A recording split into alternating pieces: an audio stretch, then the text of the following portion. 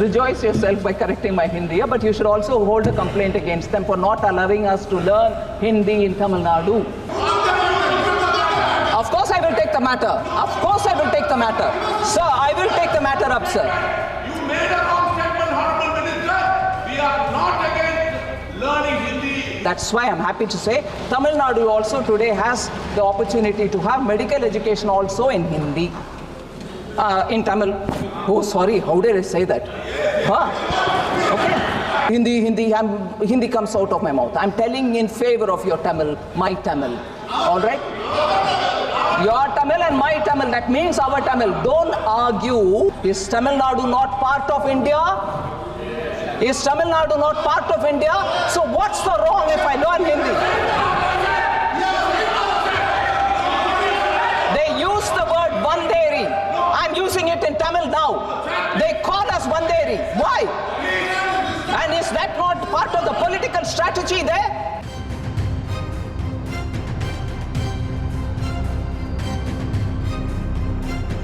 I will not sit quiet. All right? Sir. Yeah? Okay, thank you. Rejoice yourself by correcting my Hindi, but you should also hold a complaint against them for not allowing us to learn Hindi in Tamil Nadu. Sir. All right, that's fine. Sir. Sir. Letter received. Sir. Sir. Gaurav Gogoi ka vishay, sir. I want to get into details. Sorry? Please.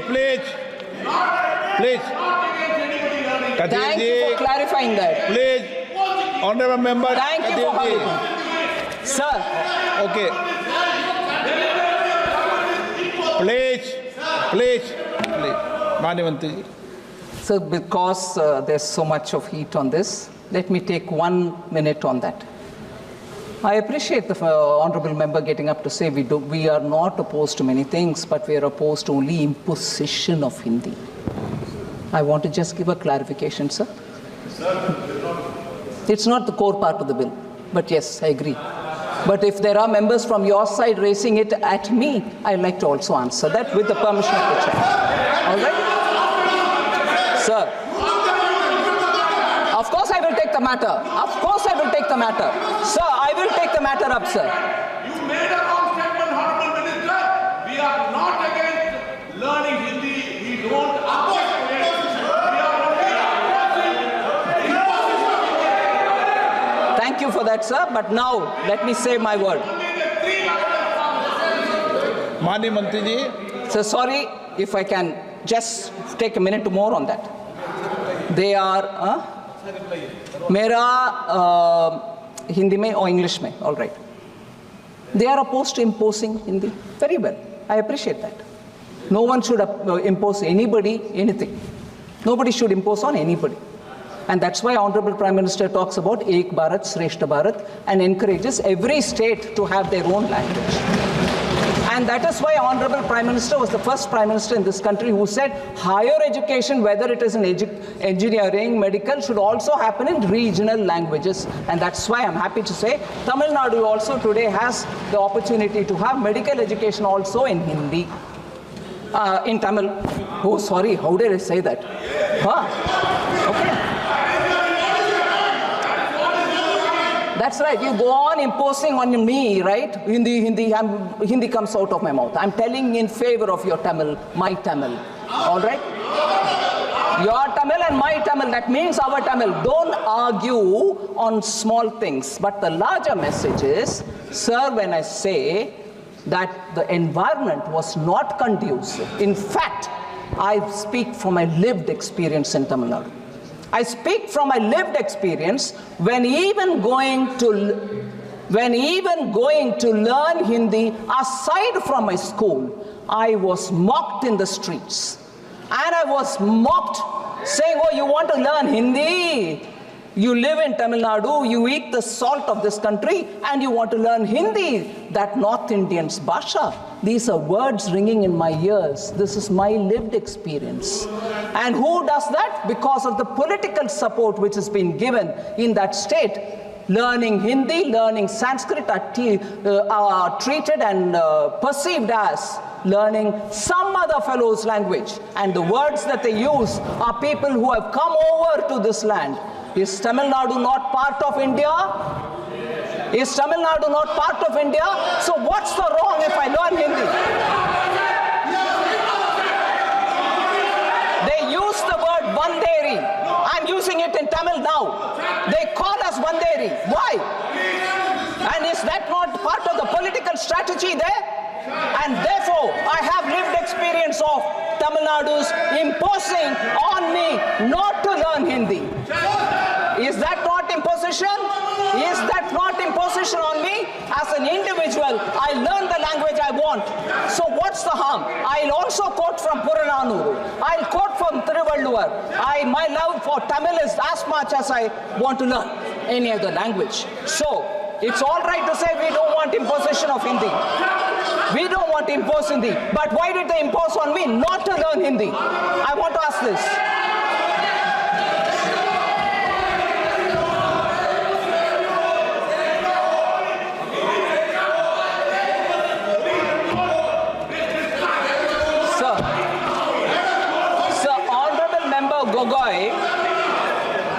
Honorable Member Gogoi raised a few more things.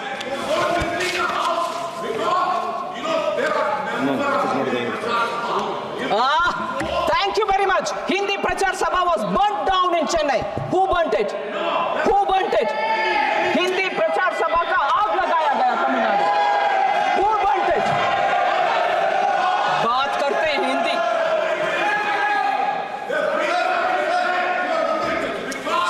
Sorry, I go on with this.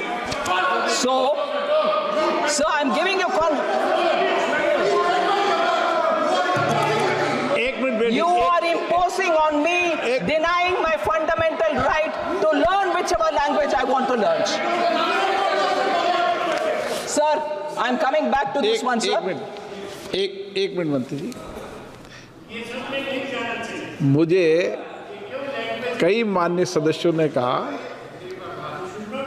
मैं आसन बोलता हूं, पर unofficially कहा कि हमें कुछ और लैंग्वेज भी सीखना है. ओके, थोड़ा ओके.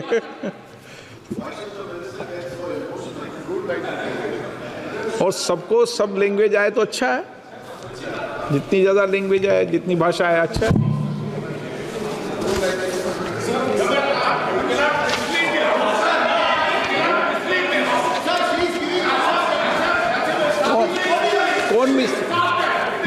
कौन मिसलीड कर रहा है उसको?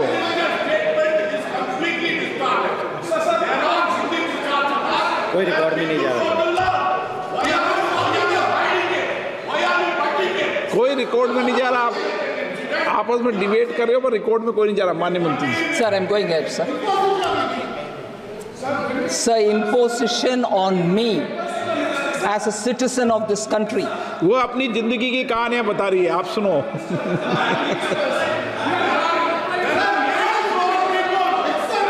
8 crore people in Tamil Nadu, not Nirmala ji alone. There are 8 crore people whose sentiment, whose feeling has been taken. That is why I'm glad the MP is talking about it, former minister is talking about it. Tell me one prime minister who's taken Tamil to the UN. Narendra Modi. Yes. Tell me one prime minister who quotes Tamil repeatedly because he respects that language. Tell me one prime minister with whom DMK has been in alliance with, where the prime minister quoted Tamil. It is our prime minister who quoted Tamil. That's a respect we give for the sentiment of all of us Tamils. All of us Tamils. You also, sir, if they want that from me, I am also that Tamil who suffered this.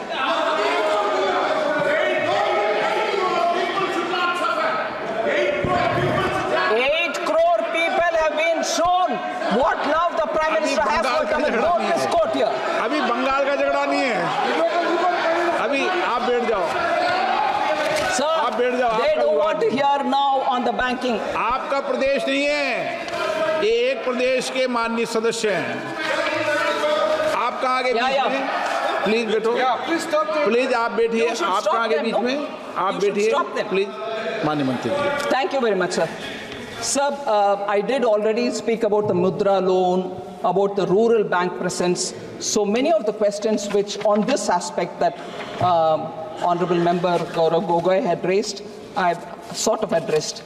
But one particular thing on which many members spoke was on student loans, education loans. I just want to dispel the doubt that many members had in their mind. Sir, total education loan outstanding has increased from 71,000 crore in 2017-18 to 1.04 lakh crores in 23-24. Loans are actually increasing and student loans are increasing. There has been an increase also to 1.3 lakh crore as on October 2024, which is an increase of 17.6% over October 23. So, model loan education scheme has also been launched by Government of India, where loans up to 7.5 lakh is given without requirement of any collateral or any margin money. The repayment period is also 15 long years. Further, the scheme, sir, is also backed by credit guarantee to the extent of 3,500 crores. So government is giving credit guarantee, and we've given amount allocated for the guarantee purpose is 3,500. Now recently, government has also brought out Pradhan Mantri Vidya Lakshmi scheme for financial support to meritorious students. I just want to highlight what this meritorious students loan scheme is. Sir, on 6th November 2024, Pradhan Mantri Vidya Lakshmi scheme was approved in the cabinet, and the broad contours of this loan scheme, because on students' loan, many people were rightly concerned. I just want to put before them what this loan scheme is. Up to 7.5 lakh loans will be provided under 75% credit guarantee by Government of India, and that is the National Credit Guarantee Corporation, which will support it for high quality, higher education, quality higher education. Beyond the level 7.5 lakh also we are willing to give for students. Now these loans are given not to very upper middle class or middle class or even higher income class, but these are students with up to 8 lakh annual family income. The scheme will also provide 3% interest subvention for loans up to 10 lakhs. So interest subvention be, collateral free be, and for families with very low income. And this is in addition to a scheme which is already existing, to the full interest, there is a full interest subvention given to students for up to 4.5 lakh annual family income. So not 8 lakh, but even lesser gets full interest subvention. So the scheme is applicable, and it is provided by all scheduled commercial banks, regional rural banks, and cooperative banks also. 3% interest subvention will be paid to 1 lakh eligible students and will be enabled through the central bank digital currency process through Canara Bank. And this facility is expected to be ready by the first week of February, by the second week of February. That's the target date, sir. So PM Vidya Lakshmi scheme is something on which the poorer students, low income class students will get interest subvention and also collateral free.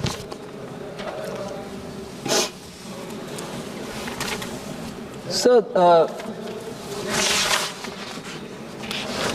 Kalyan Banerjee ji raised a few issues which I just want to clarify. Sir, he was speaking elaborately on the nomination issue. I want to clarify on that, sir. Sir, at the moment,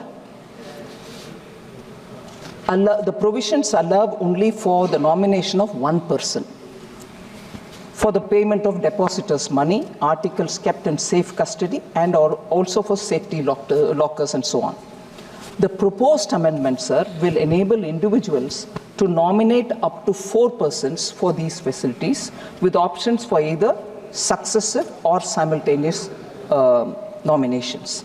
I just want to draw the difference between where it is successive and where it will be simultaneous. That will be the first explanation I want to give Honorable Member Kalyan Banerjee. Sir, depositors will have the option for successive or simultaneous and not and. If I heard Honorable Member right, successive and. No, it is going to be this or that. For instance, for deposits, option for either successive or simultaneous nominations are available.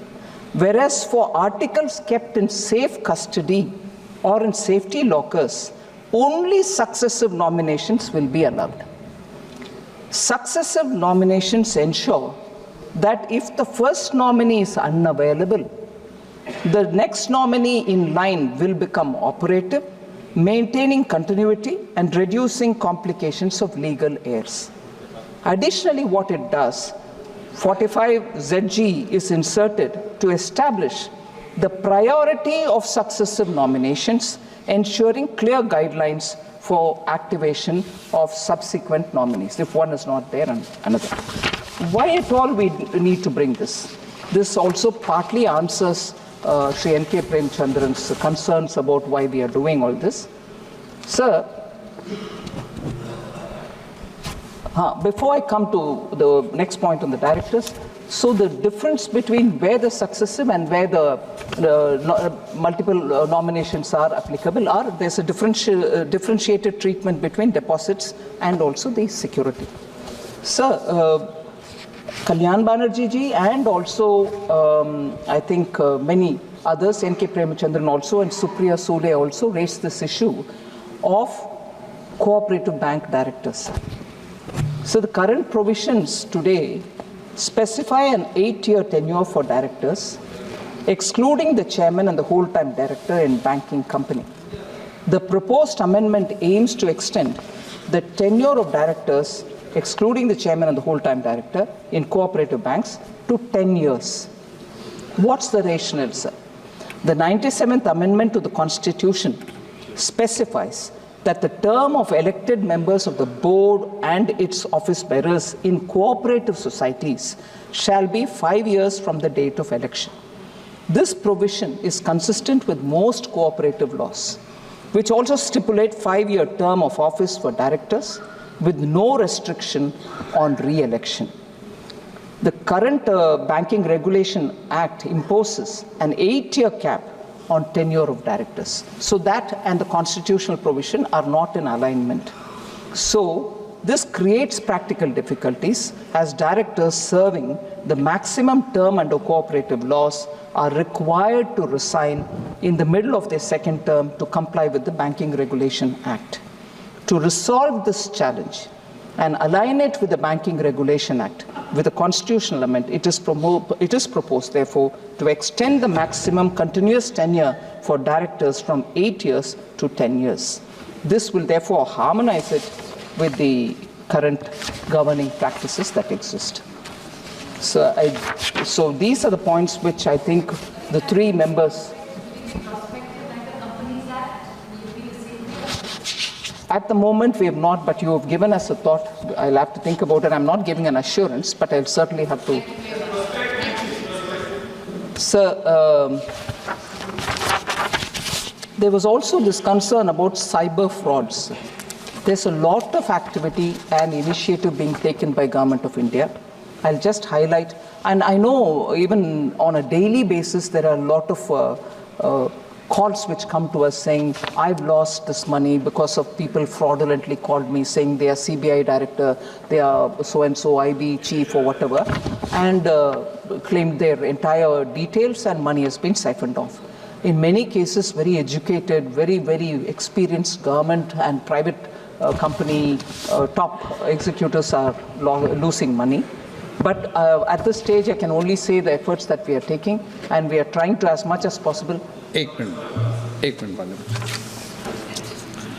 माननीय सभासदों, सभा की सहमति हो तो इस विधेयक की समाप्ति तक सभा की कार्रवाई बढ़ा दी जाए। माननीय मंत्री जी। Sir, so at the moment, sir, Indian Cyber Crime Coordination Center, which we call as I4C, under the Ministry of Home Affairs, serves as a national nodal point for coordinated effort in tackling cyber crimes. Cyber Fraud Mitigation Center operates in collaboration with major banks, payment intermediaries, telecom service providers, law enforcement agencies, and so on. National Cybercrime Helpline 1930 is also operational 24/7 across all states and UTs, so for immediate reporting and redressal. So I've broadly given an indication of kind of steps that Government of India is taking on this, but I understand there is a rampant occurrence and on which we need to have very quick redressal mechanisms. The department and the I4C are all working together to come up with some concrete plans. Sir,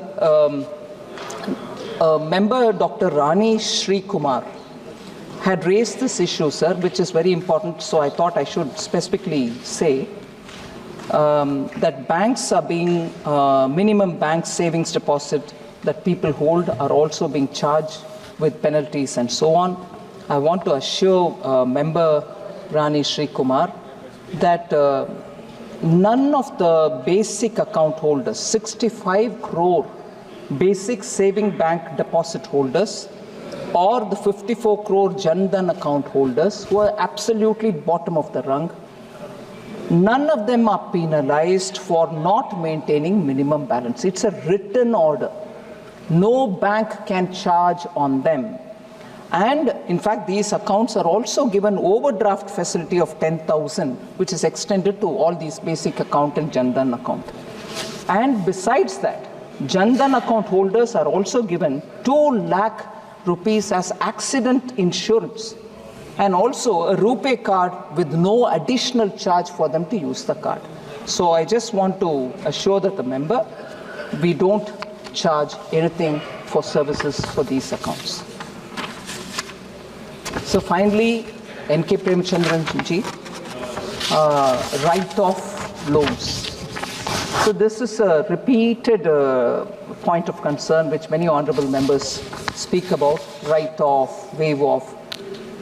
When write-offs happen, banks make a certain provision, and for loans which are defaulted and after a certain level, they are then given to NARCL, National Asset Reconstruction Company, which then finds buyers, processes up that, and buyers, after they come and take it, the due amount to the bank comes back. So this was very nicely legislatively created, and that is why NARCL is actively working to take away these accounts where after a certain amount, which they can take over and deal. For lesser amount defaults, the usual local redressal mechanisms, DRTs, SURF-ICs, all of them come into play. No write-off is left without pursuing from the defaulter the total amount that he owes the system. And therefore, there were quite a few members of parliament who spoke from this side, saying how much has been obtained from defaulters, how much has been given back, retributions, bank restitution to the banks have happened. Restitution alone is above 15,000 crores. So this is an ongoing process. It's not going to be just one day. But I repeat this line, write-off is not waive-off. Banks are pursuing them. So with that, sir, I think I mostly addressed many of the members' concern. I request through you. So there was one important point, sir. I think, again, it was Dr. Shiv Kumar, Rani Sri Kumar, sorry. She spoke about also members, amalgamation, and many other members also spoke about amalgamation of banks. Many banks have lost their employees. I would like to tell this House, sir, from the time amalgamation happened till today, on account of the amalgamation, not one employee has been removed from the banks. Not one. And therefore, I want to be very clear, no one. Then, statistics. No, you may give me. Fine. Fine, but they have not been removed is the point that I want to say. I'll look into what you've given. Sir, this EPS 95, very sensitive topic. Honorable Member Supriya Sule raised it. This scheme is administered by the Ministry of Labour and Employment. And Finance Ministry has no record of any approval or assurance which Sri Arun Jaitley has given on this matter. We don't have any record. So I just want to very clearly put it that the Finance Ministry, through the Minister... That's okay. That's fine. I take that point, but then no assurance was given by Honorable Finance Minister at that time, sir.